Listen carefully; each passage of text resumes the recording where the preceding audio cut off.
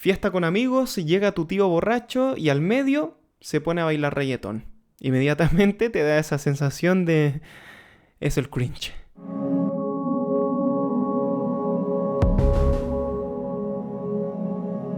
Y bombo. Cringe es una palabra en inglés que literalmente significa encogerse, hacerse pequeñito. En internet es bastante común leer o escuchar "me da cringe esto" o "no sigas, que me da cringe" o "cringe" cuando no sabes pronunciar. Se ha popularizado este término como una forma de decir vergüenza ajena o pena ajena.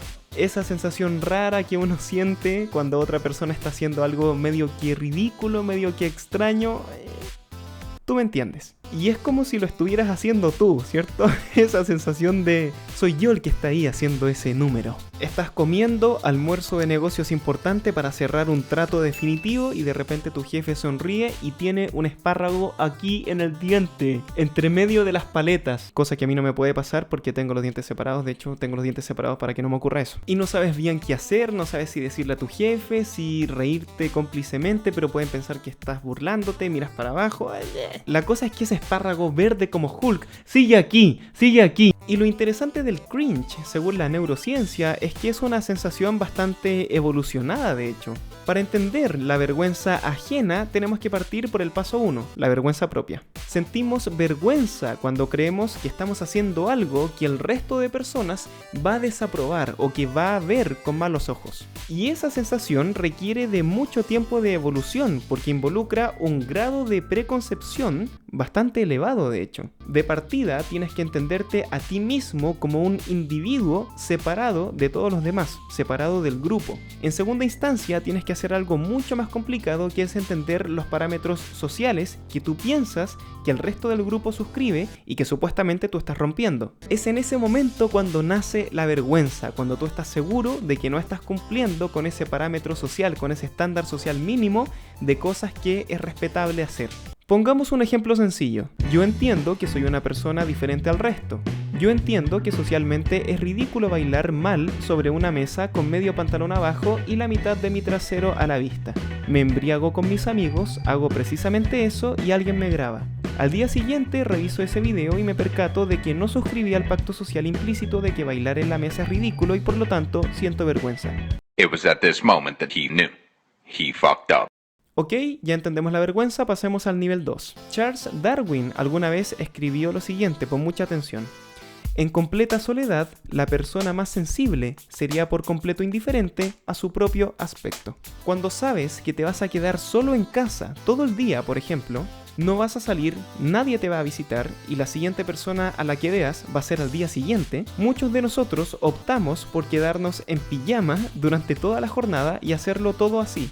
Estar en el computador en pijama, almorzar en pijama, llorar en pijama. Esto nos da una pista de que muchos de nosotros nos arreglamos o de hecho nos duchamos, algunos yo no, algunos solamente se duchan solamente cuando van a recibir a alguien, o sea, solamente cuando están en presencia de un otro. Con la vergüenza pasa exactamente lo mismo. Y con la vergüenza ajena pasa que necesariamente tiene que haber un otro, o sea, es ajena, ¿cierto? Pero eso ocurre porque tiene que existir un elevado nivel de empatía. La revista Plus One publicó un artículo muy interesante hablando de este tema que se titula "Tus defectos me duelen", y de ahí podemos sacar el siguiente texto, con mucha atención. Imagina la siguiente situación anecdótica. Asistes a un congreso.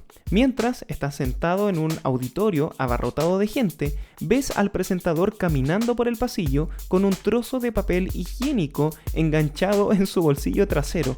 Antes de que puedas dominar la situación y alertarle de la atención no deseada de todo el mundo, te imaginas lo que pensarán los demás sobre él y que será motivo de burla. Este relato nos permite sacar varias conclusiones con respecto al cringe. Primero y principal, para sentir cringe tienes que ser capaz de ponerte en el lugar del otro. Segundo, para sentir cringe tienes que ser capaz de ponerte en el lugar de todos los otros que están viendo esa imagen.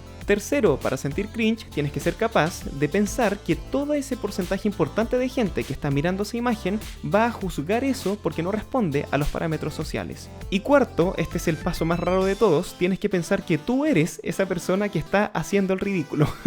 A no dudar que tu cerebro es raro. Y algo que resulta interesante es que el cringe depende totalmente del contexto. Si yo, por ejemplo, escribo los guiones de este canal en calzoncillos, cosa que no hago, ¿cómo haría eso? Eso estaría bien, porque solamente yo me veo a mí mismo y cuando grabo me he visto. Pero si voy a la graduación de mi primo en calzoncillos, el contexto es un poco diferente. La vergüenza ajena es un sentimiento que necesariamente requiere de alguien empático para sentirla, porque aunque no sea yo el que esté en la graduación con calzoncillos, tengo que sentirme como si fuera yo cuando lo vea llegar de esa manera. El sitio Psicología Online explica este fenómeno muy bien. La vergüenza ajena es un sentimiento que nace a partir de la inteligencia social fundamentada en la empatía. Es decir, el ser humano tiene la capacidad de ponerse en el lugar del otro o de proyectarse a sí mismo en posibles situaciones de futuro similares a las que observa en otras personas.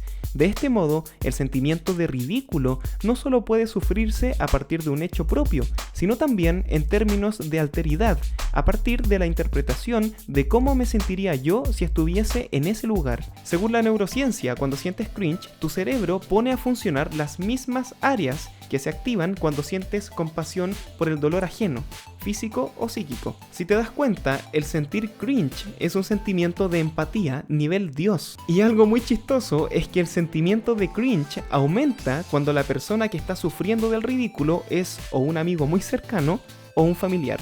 Lo que ocurre ahí es que evidentemente existe cercanía emocional y por lo tanto uno tiende a empatizar mucho más. Es por eso que te resulta mucho más fácil burlarte de una persona que no conoces que burlarte de un familiar, por ejemplo. ¿Te gusta reírte de la gente? Ya, pues ríete de tu mamá que se cayó, ríete de eso. Y también ocurre cuando un familiar tuyo hace algo ridículo, es que uno piensa que la imagen propia se ve afectada, cosa que no tiene ningún sentido. Por alguna razón, esa empatía que uno siente por la persona hace que tengas la necesidad de dar explicaciones por el comportamiento de ese familiar pensando que va a afectar tu propia imagen, cosa que no. Pero bien amigos, espero que este video te haya ayudado a entender qué es el cringe. Te invito a esforzarte también para no hacer pasar cringe a los demás. Si eres terraplanista, por ejemplo, evalúalo porque estás haciendo quedar mal a tu familia, crack. Dale like a este video si te gustó y suscríbete para más contenido científico. Chao.